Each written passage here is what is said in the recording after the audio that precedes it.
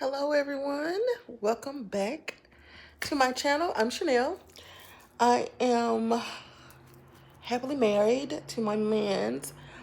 He's not here right now, but I just wanted to pop in um, because this topic has been on my mind, and I just watched this video from Chloe Barksdale. If you don't know her, check out her videos.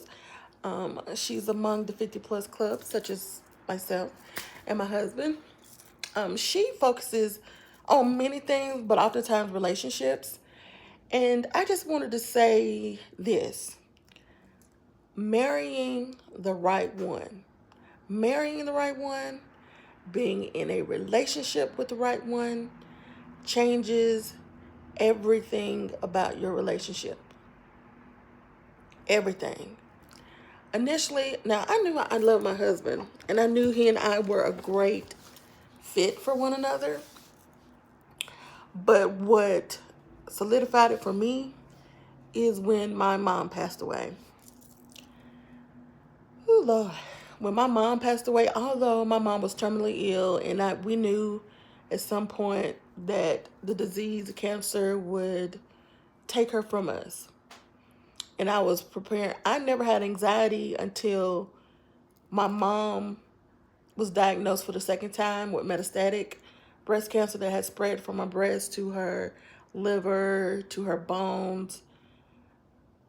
Prior to that, I did not, even the first time when she was diagnosed, I didn't experience anxiety because I knew that we would beat cancer, and I knew that I would have my mom because it was found at an early stage, which supposedly should have had a great prognosis in the end, but that was not the hand that we were dealt.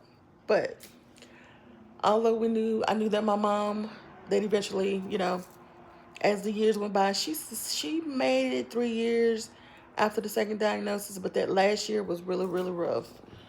That 2021 was rough for my mom. She was sick. She was very sick.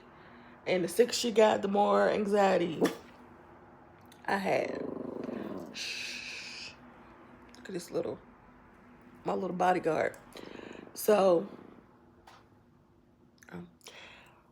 she, she and I discussed, because I would tell my mom, like, I don't know if I can make it without you. I'm just going to be honest. I'm trying to get in a better spot, I'm trying to get in a place where I can accept the fact that she was leaving. And I never, of course, got comfortable in that spot. I just got myself together because I knew I have siblings and nieces and nephews. And I always felt like if I fall apart, everybody else will fall apart. So I have to be the strong one. But I had my husband. Thank God for him. Thank God for him. He made me realize that I married the right one. Might have got it wrong the first time, but the second time, I got it right. That doesn't mean that he's perfect nor me. I want to keep insinuating or bringing it to your attention. Not insinuating. um, no one is perfect. No one's perfect. Not you, not them. We're not perfect. But that doesn't mean that they're not a great fit for you. Everybody, what they're willing to take, accept is totally different. So be mindful of the things that you're willing to accept from a person and not. But when my mom passed away, if it wasn't for my husband, y'all, I promise I don't know if I would still be here. I don't. Because I was in I hate to claim depression, but I really was depressed for months on months on months and months and months. I pretty much cried every day for the first year. And where I was weak, he was strong. He didn't, he picked up the pieces for me. But I was unable to. He encouraged me. He allowed me to grieve my mother without saying, oh, by now you should. He never made me feel that way. He never said that. He's extremely supportive of me. He and I are just a team. We're a team. We do really, really well together. I love him down, all the way down and back up. I love him. I would never betray him for anything or anyone. It's me and him against the world. And that's really how it should be. Oftentimes, you know, sometimes a person could be a good fit for you, but they may not love you the way that you need to be loved. And if that happens, you need to be able to communicate. Don't get upset. Communicate to them your needs, you know? Hopefully they can hear your needs and give to you the things that you need, and vice versa, you know? Check on your man, see what his needs are, because the thing about men are really not taught to really express their needs. And as women, we should give them that comfortable space to be able to do that, give them the free space, make them feel comfortable and safe to be able to communicate their needs to you, whatever they are. You know, I know my husband works a lot. He works, and he may not do physical work, but mentally, I know what he does is draining. So I make sure, like last week or 2 weeks ago, I made him take a Friday off. That's not something that he would do. But I know him, and I know when he's being pushed and a little, and not stressed from what his job is, but all the things that he do and all the things he's responsible for. So as women, we have to take care of our men. You got a good man, take care of your man. I told him, if anything happened to you, I'm gonna go to your job and tear all the office up. I'm gonna push all the stuff off to all the desks. I'm gonna just act the fool. So he took that Friday off, and I would just wanted him to relax and not have to be tied to his phone. You know, oftentimes some of us women, we get so caught up in our needs that we ignore the needs of the man. Your man is very important. Your good man. Now, if he's out here cheating, lying, hey, do to him what you will. Whatever come to your mind to do to him, do it. Do it. We're talking about good men. Good men who are supportive. Good men that work and support their households. Take care of their children. Take care of their wife. Physically, mentally, emotionally. That's the man. Okay? I don't know what to tell you what to do with a no good man, because I've never had one. I never married one. A no good one, never married him. Dated a few, got rid of them real quick.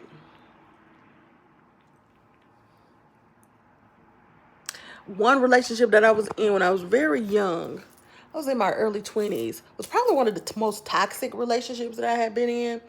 Um, I knew that we weren't going to make it. And once he caught on to the fact that I was separating myself from him, he became more aggressive. So you have to be mindful, man. Sometimes people were like, oh, you didn't know he showed signs. Not all men do. It's when you're getting ready to cut them off, you know? And we were toxic because if you're aggressive with me, I'm going to be aggressive with you. And that's just what it was. There was a time we're gonna have a story time. So there was this time my dad gave me a gun when I was 23. And this dude is still here because the gun jammed. Toxic. Get away from people like that. I'm just gonna say that's a quick story time. We were no longer together after that. He went to jail. He went to jail. Yes. All because I no longer wanted to be with him. Not the right person. Most definitely not the right person. Did not marry him. I knew he wasn't the right person. He wasn't what I wanted long term. And I'll be honest, when I was younger, because I never really wanted to be married, um, I never wanted to be married, but I also like good guys and guys who moved a certain way. And he wasn't moving the way I liked. So I was like, I want to do something else, like date someone else. And I'll be honest, men taught me how to lie to them, because telling them the truth, some men, not all, not a good man.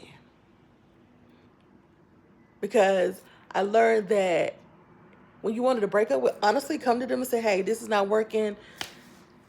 I think we should end things. They, number one, would beg, cry, whine, made you feel bad to stay. That was number one. Number two, aggressiveness. So I came with the idea that I would do as much as possible to get you to leave me.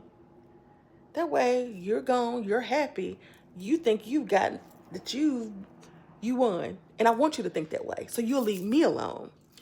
But I don't know if this little story time will help anyone, but I hope that it does. I want us women to be very knowledgeable of the good men that we have in our lives and to take care of them. If he is taking care of you, and if he's not, and you still think he's a good man, and you can communicate to him your needs, and he fulfills those needs, he listens to you and delivers the things that you need, please get that man the things that he needs.